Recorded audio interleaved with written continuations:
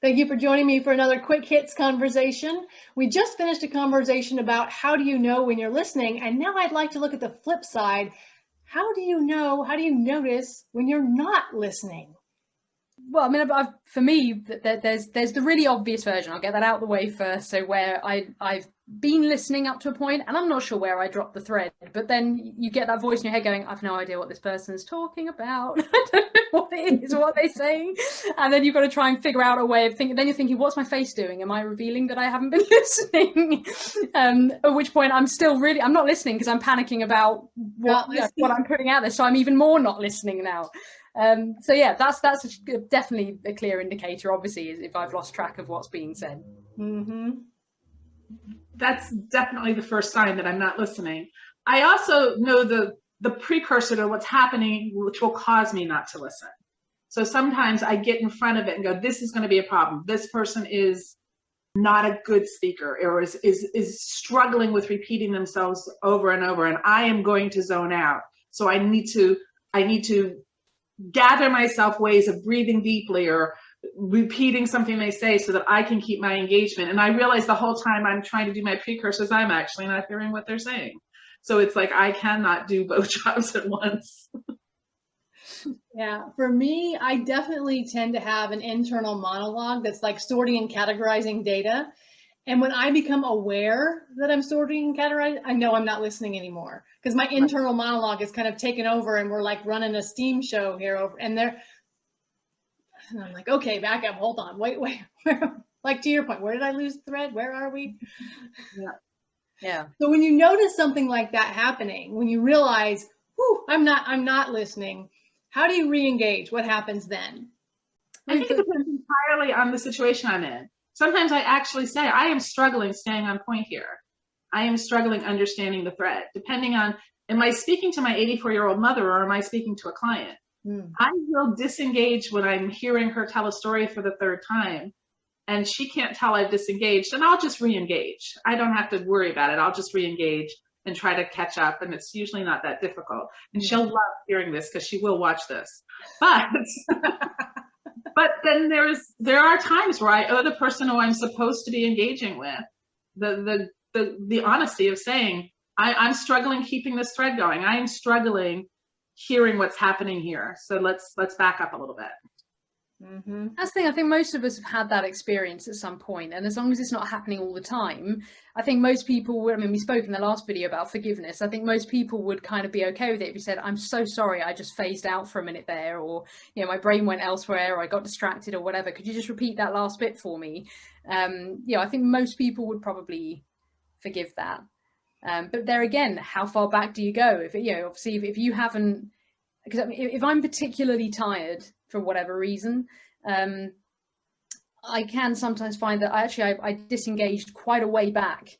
Almost like, when you're reading and you read the same paragraph about 3 or 4 times because you're not taking it in, and you think, oh no, I still don't know what that said, and then you've got to go back and go back over it. It's a bit like that, I guess, only you can't go back and replay the whole conversation. So yeah, I guess that's tricky. Then you've just got to try and vaguely garner what was going on. So I guess the question we're answering is not how do we know when we're not listening, but how do we recover when we discover we haven't been listening? Because there are different ways that you notice, and most of it is, I think, oh wait, I'm lost. I don't know where this conversation is going.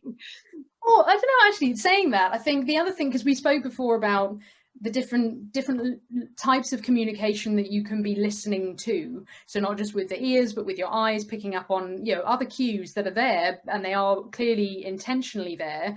And I find, I mean, one of the things might be, well, I've heard the words, but I may not have, if I've not picked up accurately on someone's sentiment, which actually can be interfered with. If I was having a row with someone, which doesn't often happen, but if I ever was, and the times when I have, it's sometimes I've got to think, my rage is kind of clouding my listening ability right now, because I'm looking for negatives in what you're saying rather than hearing what you're actually meaning. So I guess in that sense, my intention is interfering with my ability to listen accurately and listen carefully. And I think that all emotions end up doing that. Even gleeful and happy emotions, sometimes they just take the front they're in front of everything else, including adequately listening to what's going on. Sometimes you're in this middle of a celebration and you're not actually listening to how maybe this is affecting the person next to you because the emotions are so high. Yeah. In motivational interviewing, which is a skill that I use when I do coaching, one of the things that they talk about being able to do to recover from something like that is to summarize, just literally take a moment and say, okay, hold on, this is what I'm hearing. This is what I think is where we are. These are the emotions I feel like are attached to them, but take a minute to kind of summarize. They call picking the bouquet. So pick out the flowers and then hand it back to the person and say, did I get everything? And then they will either say, yeah, you're good, or they'll say, no, you missed the mark, let me try again. So it gives you that opportunity. Interestingly, that's one of the moments I found with clients where I need to be listening the most, because every now and again, rarely, and not with regular clients, but if it's the first time I've met with somebody, particularly if they've been referred rather than referring themselves, if I sort of say, you know, does that sound right? Or is this okay? Or whatever, one of those clarifying questions. And if they kind of go, yeah. That's not a yeah. That's not a yes. That's not a yes. So yeah, I think that's, you know, that's one of the times for me where definitely I've got to really be listening in all senses to really gauge what the real answer is. Yeah, that's one of those questions where you reply, is that what you want me to believe? Because if you want me to believe that, you need to try again. Exactly. Yeah. Practice in front of the mirror. That didn't work. Exactly. So when you notice that you're not listening, it depends, to your point, Kristin, it depends upon who you're talking to as to how you re-engage with them, like where you, and it may be a thing where you just, especially if you're driving and you're on the phone, you may just have to say, you know what, I need to focus on driving. I can't do this right now.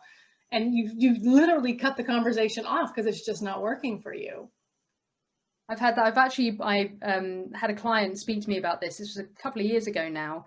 And he was saying, he said, when I'm completely swamped, I'm really struggling, and I don't want to say not now to a client because obviously that they're going to, you know, take offense. They're going to appeal like they're not a priority to me and blah, blah, blah. I said, yeah, but if you add on and you say, look, I want to give you my full attention, and right now I'm not able to do that. So because you're important to me as a client, I want to postpone this and have this conversation tomorrow or later this afternoon or whatever. So yeah, it is in how you say it and what messages you're coupling it with, I think. Well, and when I talk about conflict resolution, one of the things I talk about is ambush conversations. And if someone ambushes you for a conversation you're not ready to have, trying to have it, no matter how much you try to listen to them at that point, is not going to work. And that's doing a disservice to everybody involved. So maybe it's recognizing when you aren't going to be able to listen is a precursor to noticing you're not listening. Yeah. Right. And make sure you're listening when you are in fact the one trying to say something. You've got to also be listening at the same time, like you say, because it's that, you know, you can start talking to someone. And I know I've done it when I was a kid. I used to speak to my mum and I knew when she wasn't listening. I still talk to her now. That sounded like I stopped when I was a kid, but I do still speak. But, you know, I'd say something and I'd get so far in and go, you're not hearing a word I'm saying, are you? And if I didn't change tone, she'd go, mm-hmm. And I'd be like, okay. So yeah, listening and making sure that you're getting the right tone back and the right responses. Yeah. And is there an aspect to listening or recognizing when you're not listening that when you're talking, like, is there a double running commentary of making note of what you want to say and how you want to, and what needs to be responded to, and listening? Like, how does that balance work? But this is where I think the overlapping is part of healthy communication and listening. Because if I want to call back to something you say, then I'm obviously making a mental note at the same time that you're speaking. I'm also actively making notes. If not written notes, I'm making mental notes so that I can call back to it. So I think there's always more than one thing going on in good communication, which involves listening. Because we're all talking about auditory listening, but there is all kinds of communication which could be considered listening that's not auditory at all.